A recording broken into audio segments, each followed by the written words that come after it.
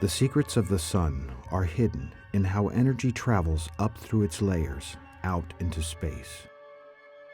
The sun's energy starts in its core, a giant fusion engine where hydrogen atoms are turned into helium atoms. The energy produced there moves up through the convection zone to the sun's surface, the photosphere. Moving magnetic fields contribute extra energy along the way. As energy moves outward, the temperature continually drops. This is just as one would expect while moving away from a heat source.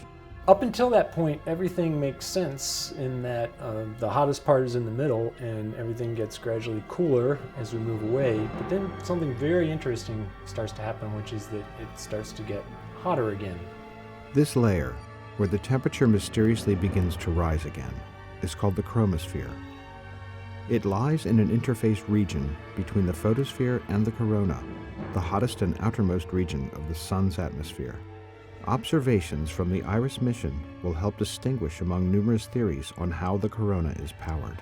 IRIS will show the solar chromosphere in more detail than has ever been seen before. It will be taking images and spectra of specifically chosen wavelengths of ultraviolet light, and these will be the highest resolution and perhaps more importantly at a more rapid rate than has ever been done before. The interface region is the greatest source of ultraviolet light that impacts the Earth and the space around it. Only a specifically designed spacecraft can image the wavelengths of light needed to study the chromosphere. Advanced computer modeling will enable scientists to interpret the data and better understand how the energy moves through the chromosphere. The light from the chromosphere is difficult to interpret because of the complicated interaction that the light has with the matter. It bounces around, if you will, many times before its final bounce towards us. And this means that that interaction between light and matter needs to be modeled in great detail.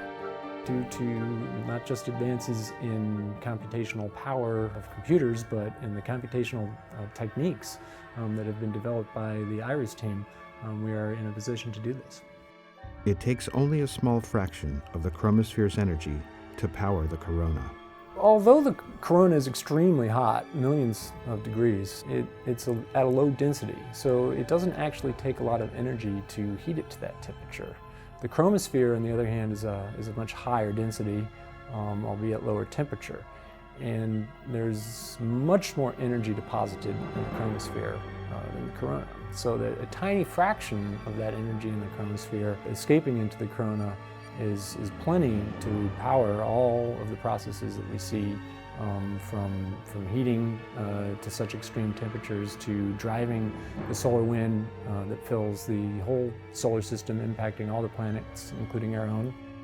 We hope to better understand these fascinating and important processes with IRIS.